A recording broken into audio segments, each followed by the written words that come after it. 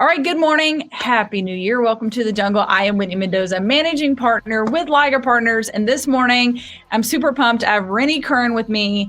And Rennie, I'm really going to let you introduce yourself because you got so much going on. You're an award-winning athlete, a Georgia Bulldog, literally, right? You attended there, you played Yeah, there, yeah. a Tennessee Titan. By the way, I was very happy with our Peach Bowl outcome, even though it gave me a Oh, little yeah. anxiety. Yeah. I almost had a heart attack as well, as I'm sure everybody else did. Yeah. So tell us about yourself and your journey to being a professional athlete. And then I've got I teased Rennie, I have a topic for us this morning that I didn't reveal to him, but I know he's going to rock it. So we'll dive into that after you tell us about you a little bit. Yeah, so thank you so much for having me first and foremost. Yeah. Rennie Curran, I was born here in Atlanta, Georgia, and both my parents are Liberian immigrants who came here in the early 80s. My mom came to Emory, got her master's in nursing. So that's how we really ended up in Atlanta. And my journey as far as football goes, it started at the age of 10 years old. I was the youngest of three, the only boy. I was rough. I was a knucklehead. So I needed an outlet. And my mom tried me out in different things. She tried me out in actually music first. So I grew up Oh, playing the wow. piano, the drums, played in the orchestra from middle school all the way up into my junior year. But football was that thing that just made me come alive. It was that spark. And the fact that I had a group of brothers, I had an amazing coach my first year, a guy by the name of Ronnie Benton, took me to my first Georgia game, exposed me to the amazing religion of Georgia football that became my Right. passion. And I grew up in Snellville, went to Brookwood High School, and Yeah. just going there, man, that was my dream. Was to go there, was to make the family proud, and then eventually go to the University of Georgia. And through hard work, through faith, through dedication, through so many mentors, teachers, trainers who allowed me to train for free. I mean, I was able to achieve that dream. It was definitely nothing that was just me. It was definitely a God thing. God gave me the Yeah. ability, and then He surrounded me with the right people as well, the right support system. They say it takes a village, and so through all those ups and downs, I was able to make it through to the University of Georgia, even being considered as an undersized linebacker. I consider myself that underdog story all day. I was the guy who, like I said, was the scholarship kid, was the free and reduced lunch kid, was also, like I said, labeled undersized throughout the entire recruiting process. So it's Wow. literally just hard work, dedication. People like Chip Smith, who's a trainer, really big time trainer in Gwinnett County, that allowed me to train for free when my parents couldn't afford it. And that's how I was able to really establish myself and get to University of Georgia. It wasn't just where I showed up and got the jersey or anything like that. Even on the field, I was the guy who was second string, third string a lot of times. And just through faith, through dedication and consistency, I continued to work even when the coaches weren't acknowledging me, even when I wasn't on the field and nobody knew who Rennie Curran's name was. I still believed and I still put the extra work in. And so got to University of Georgia, didn't play till about the seventh game of the season, but an opportunity came and I was ready. And that's something I talk about a lot is operating at the level of your vision. So before your opportunity comes, Yep. are you Yep. ready? If you want to be a starter, if you want to be a CEO of a company, if you want to be somebody who's, a great father or a husband eventually, are you operating at that level before it comes? And so that's something that I did that really, really helped me to get on the field at University of Georgia as a true freshman and become a freshman All-American and eventually a three-time All-American there, Buckets Award finalist, Chuck McNair Award, the Barty Award, like just got a lot of success through that same mentality and those same principles. So I was able to actually leave and forego my senior season to go to the NFL to help my family. My daughter was born at this time. I was around 21, 22 years old. It's crazy to say now because it's so young when you look back. But yeah, forward my senior season, went to the NFL. Everything started out great with the Tennessee Titans, but just after the second year, the coaching staff got fired. The lockout happens, and so I found myself back home in a place of uncertainty, a place where I was faced with a lot of adversity and really had to face myself and really had to ask myself if this is what I really want to continue to do in terms of my dream. And so at this time, like I'm back at home for about 8, 9 months and I'm training 4 hours a Wow. day, just working extremely hard, waiting on a team to call. But I'm also working on myself. And this was my journey into entrepreneurship. So at this time, I'm reading tons of leadership books, books on self-help and personal development, like Law of Success, Napoleon Hill. I'm going to tons of workshops. I'm meeting with business leaders like yourself, just really, really consuming knowledge and just seeking wisdom outside of just what I'd always done as far as being an athlete. And so that's what led me to eventually write my first book and then also start my journey of becoming a public speaker, which I do now Yeah. full time. So fast forward, I went on to play with the Tampa Bay Buccaneers and then also in the CFL with the Edmonton Eskimos and the BC Lions. But ultimately, I ended up doing what I do now. Football was just that platform that got me to where I am now as a full-time keynote speaker, author, and I'm also a certified leadership and business coach. So that's kind of me in a nutshell. Outside of that, I also have a nonprofit called the Game Changers Foundation, and yeah, just doing a lot of different things. So I'm excited to be here. Yeah, that's a great tee up to the topic because there's the phrase there's no overnight success, even though that's what everyone else sees. And I'm like, Yeah. well, if it's like thousands of overnights, then sure, Right. Oh man. yeah, that Yeah. counts. But we get up and we see where the business is now as you look at a P&L, but you don't see what it took to get there. Same thing, we wake up and we watch Saturday afternoon football, but you don't see all the training that goes on behind the scenes. Yeah, you're exactly right. There's so much that goes into success, and then there's one thing to just get there. That's one thing I always think about. Like it was Yeah. one thing for me to get to the NFL, but it's a whole nother beast to stay there. And that's Right. some of the things that can get us is not necessarily, the challenges and whatnot, per se, but it's also success because just like, failures can be, right there in front of your face. Sometimes when there's success, there's things that can slip under the rug. There's inefficiencies. There's, lack of performance by those around you. There's all types of things and mentalities that can ultimately hold you back that you don't necessarily see right away when you're experiencing success. So I think that's another important aspect of it as well. Yeah. Okay. So we got really, I don't want to say lucky because luck is what you make it. But this worked out really well because tonight is when the Heisman Trophy Award, we know who the winner is.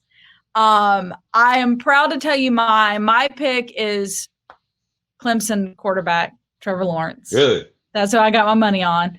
Are you allowed to openly voice who you think's going to win? I definitely think it's going to be one of the Bama guys. I mean, they just have been playing lights out the entire year. I hate to say it because I don't really like Bama, but yeah. But I think after Trevor's performance last game, I think that's is going to have a lot to play in the ultimate decision. But it's hard to go against the wide receiver from Bama, Jackson, and he's just been doing everything right. I mean, that dude just makes play after play after play, and not only at wide receiver, but then he's also a threat returning the ball as well. So when you have that type of dual threat like that, it's hard to beat, especially when you're such an explosive player and you're winning, right? That always helps. True. Yeah. So I wanted to read from the Heisman site what this trophy means. So according to their site, the Heisman Memorial Trophy annually recognizes the outstanding college football player whose performance best exhibits the pursuit of excellence with integrity. That is a lot. So what I wanted to talk about today, especially we're going into 2021, we just came off of a hard year. How do we be a Heisman winner in hard times? Oh man, how do you be a Heisman winner in tough times? Yeah, that is a great question. And when I think about the awards and whatnot, the awards are a result of all the things that you don't see. So I think when you start talking about being at that Heisman level or having that Heisman mindset, it has to be an everyday decision. It has to be long before any lights or cameras or any recognition comes, right? So how are you operating in those tough times, those times when you're alone, those times where it seems like there's no way out, those times when you are faced with something or someone you don't agree with? Like that's when those Heisman moments are created. Like I guarantee you, there there were times in each one of those guys' career when they could have thrown in the towel, when they could have, gotten frustrated because they weren't the starter, Yeah. they weren't in the position that they wanted to be, but they chose to dedicate themselves. They chose to not operate by their circumstances, but by where they were going, their vision of being a Heisman level player, right? So that's where it starts, is establishing that vision, establishing that character, and like it talked about, the integrity, right, that you have to have. And the integrity, to me, it means that you're the same way no matter what the circumstances are, that you're approaching life the same way no matter if you're up or you're down. That's where that integrity comes in, and staying true to yourself. So even when the success does come, you're still operating at the same level. You see a lot of people who they're grinding, they're working hard. Like when they first get that job, when they first get an opportunity, when they first get on the team, right? They're gung ho, they're excited to be there. But what happens over time, whether it's they get a promotion or whether it's they get newspaper articles written about them, their performance slowly declines. They become just, really, they adapt and start to perform like the status quo. And so I think, when you talk about getting to that level of being a Heisman, it's about who you are as a person. It's about how you operate outside of just like how people recognize you and the title that you have. So that's my thoughts on that. And how does that impact us as leaders, even as companies, right? Because when I was kind of thinking about this award because, of course, this is going to be the first ceremony that it was virtual. There were Mm-hmm. games that we had no fans in the stands, so you didn't have that roaring noise. There were games that were canceled. I mean, teams went through a lot this past year. Yeah. And Yeah. lot of the gentlemen that are up for this award, not all of them, but a lot of they're QBs.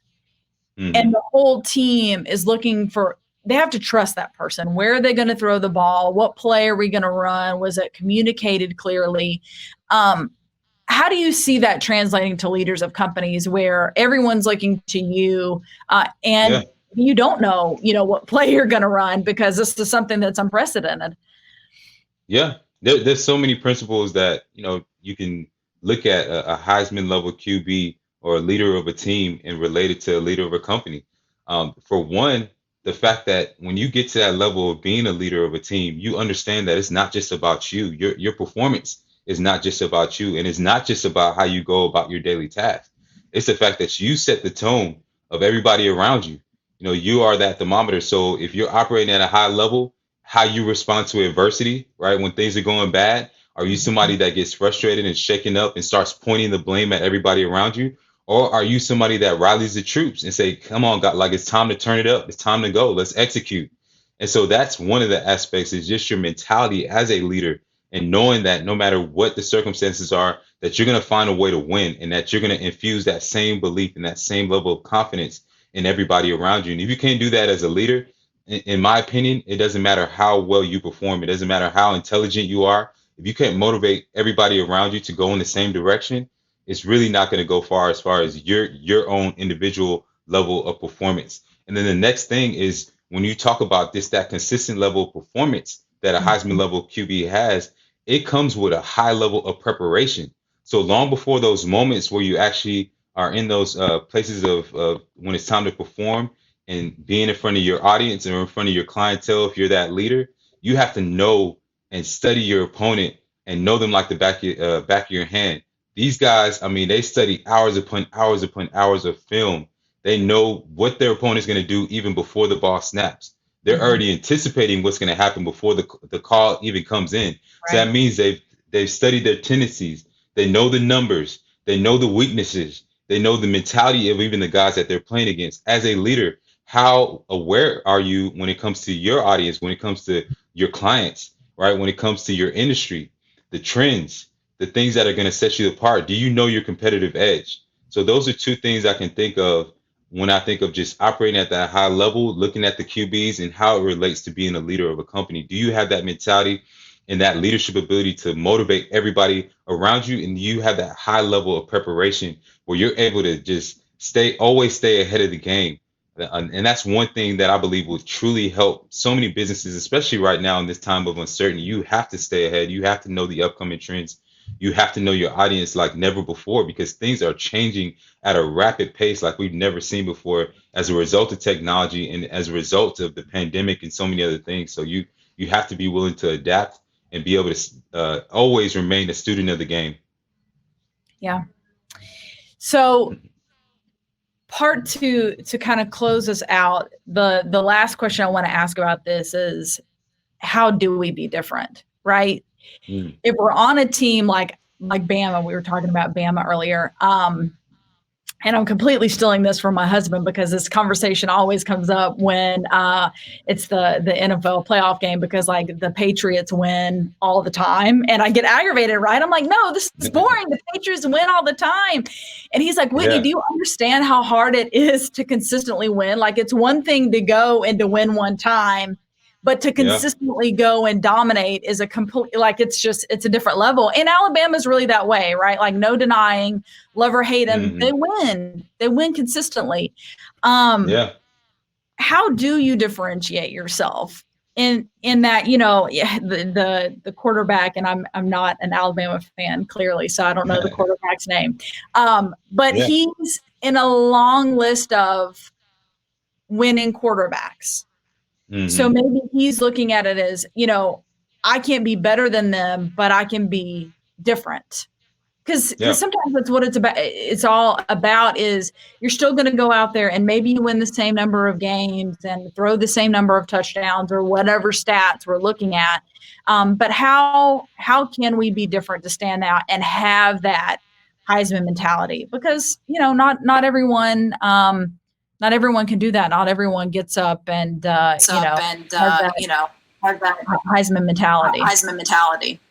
Yeah. So when I look at just the my headphones just died on me, but when I look at just the level of ability of the Heisman level quarterbacks, and when I look at also just how you take that ability and infuse it into becoming that championship level performer, or getting to that next level, I look at number one, how they operate, but this is something that I also do with my clients as well, that I work with one-on-one, whether they're a business leader, whether they're an elite athlete, or somebody who is a leader of a company.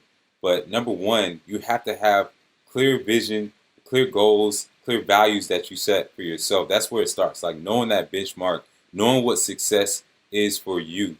Like once you're clear on that, then it sets the platform, it sets the tone for how you will operate. So you have to back up your habits, your rituals, your mannerisms. Everything that you do from there has to stem from that vision. It has to be aligned with it. And so to me, that means having systems of accountability, having people around you. Like for us as athletes, we have the coach, we have trainers, training staff, we have all types of people who make sure that we're able to maintain that level of performance and that vision and the goals that we say that we want to reach. And so for me as a coach, one of the things that I do is I make sure that I'm providing my clients with that constant accountability. Same thing with an athlete who operates at that level. They don't just get there by themselves. They have constant daily accountability, whether that's somebody standing over them, watching their film with them, saying, hey, you got to improve right here. You got to check your stuff right here. You should have made this check right here. You should have made this call right here. There's always somebody holding them accountable to a higher standard. And then from there, once you have those systems of accountability, whether it's from your coaches and from your teammates, making sure that you're operating at a high level, but also that they're operating at a high level, because he has some offensive linemen that I'm sure could be at Heisman level too, right? It's not just him. The last thing is just mastery, right? Getting to that point of mastery where you're always trying to get 1% better every single day, working on something small. That's something that helped me as an athlete to get to that All-American level, and I know that's something that helps these quarterbacks as well, any of those high-level performers. And what I mean by mastery is like I said before, what are you doing when those cameras aren't on? How do you prepare for that game? Even when, like I was listening to an interview where they talked about Mac Jones and how before the game even starts, when he's in his warm-ups, he's already making game-level throws. Like he's operating at that level at all times. And I'm sure he does the same thing in practice, just as I did. For me, there was no practice tempo and game tempo. There was only one tempo, right? So thinking about that, when you wake up in the morning, how are you operating? When you go to sleep at night, how are you operating before you go to sleep? When you're with your family, how are you operating? Is it just a light switch where, when it's business time, then you flip the switch on and you're high level, and then when you come home, you're not high level, you're just mediocre? No, it has to be all connected. And so if you want to be that Heisman level performer, you have to be a Heisman level person. I love that. There we go. So as we wrap up, thank you so much for joining me, Rennie. I definitely want to give you a chance to let you put your information out there about, if one of our listeners wants to grab your book. You do speaking events. As you mentioned, you have your charity. So let us know where we can go and find all this information about you. Yeah, definitely. So the easiest way is through my website, renniecurran.com. You can reach out to me through there. You can also find out information about me as a speaker, the workshops that I do, and also the one-on-one coaching that I do as well. And then also my foundation, the Game Changers Foundation, where our mission is to help current and former athletes in sports, business, and life through community engagement and mentorship. That website is GameChangersFoundationGA.org, and we'll be doing a lot of things there as well. So thank you so much for having me. And also, I'm very active on LinkedIn and on Instagram and on Twitter as well. It's all just Rennie Curran. So I look forward to hearing from everybody. Perfect. Well, thank you, Rennie, so much for joining us this morning. And thank you, Jungle Crew, for watching. Tune in tomorrow. There's a brand new show coming up at 8 a.m. with Eric. We'll see you then.